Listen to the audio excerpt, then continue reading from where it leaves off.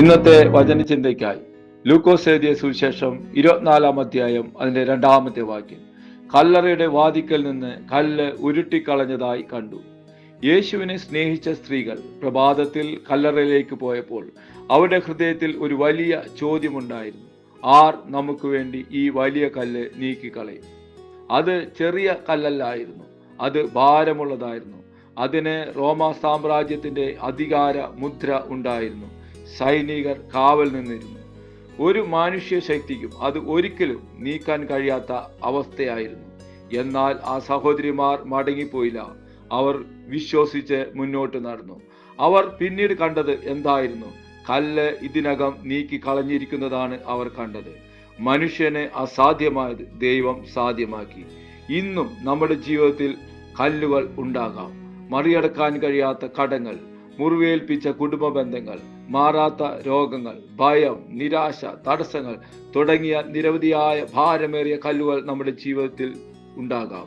എന്നാൽ ഇന്ന് പരിശുദ്ധാത്മാവ് നമ്മളെ ഓർമ്മപ്പെടുത്തുന്ന ഒരു സത്യം: നിങ്ങൾക്ക് മുമ്പിൽ വലിയ തടസ്സങ്ങളുണ്ടെങ്കിലും അതിനെ നീക്കുവാൻ കഴിയുന്ന ദൈവം നമ്മോടൊപ്പം ഉണ്ട് എന്നുള്ളതാണ്. ഈ സ്ത്രീകളെ പോലെ വിശ്വാസത്തോടെ മുന്നോട്ട് പോവുക. കല്ലിനെ നോക്കാതെ കല്ലറയിൽ അടക്കപ്പെട്ടവനെയും ഉയർത്തെഴുന്നേറ്റവനെ നോക്കുക. അതായത് വിശ്വാസത്തിന്റെ നായകനും പൂർത്തി വരുത്തുന്നവനുമായ യേശുവിനെ നോക്കുക. അവൻ ജീവനുള്ളവൻ. അവൻ എല്ലാ ശക്തികൾക്കും, എല്ലാ അധികാരങ്ങൾക്കും, എല്ലാ വാഴ്ചയ്ക്കും തലയായവനാണ്. നമ്മുടെ ജീവിതത്തിലെ എല്ലാ വലിയ തടസ്സങ്ങളും നീക്കുവാൻ അവന് കഴിയും. തുറന്ന കല്ലറ നമ്മെ ഓർമ്മപ്പെടുത്തുന്നത് ഇതാണ്: യേശുവിൽ വിശ്വസിക്കുന്നവർക്ക് ഒന്നും അസാധ്യമല്ല.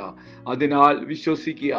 നിങ്ങളുടെ കല്ലുകൾ നീങ്ങും, വഴികൾ തുറക്കും, ദൈവം അത്ഭുതം ചെയ്യും.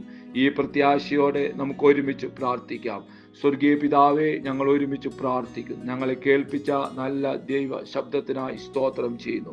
ഞങ്ങളുടെ ജീവിതത്തിൽ വലിയ കല്ലുകൾ പോലുള്ള തടസ്സങ്ങൾ ഉണ്ടെങ്കിലും അത് നീക്കുവാൻ കഴിയുന്നവൻ നീയാണെന്ന് ഞങ്ങൾ ഉറച്ചു വിശ്വസിക്കുന്നു.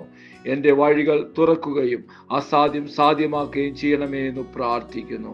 ഈ പ്രഭാതത്തിൽ ദൈവശബ്ദം കേട്ട ഓരോ മക്കളെയും യേശുവിൻ്റെ അധികാരമുള്ള നാമത്തിൽ അനുഗ്രഹിച്ചു പ്രാർത്ഥിക്കുന്നു. അത്ഭുതമാക്കുന്ന കൃപയ്ക്കായി സ്തോത്രം. യേശുവിൻ നാമത്തിൽ തന്നെ ആമേൻ.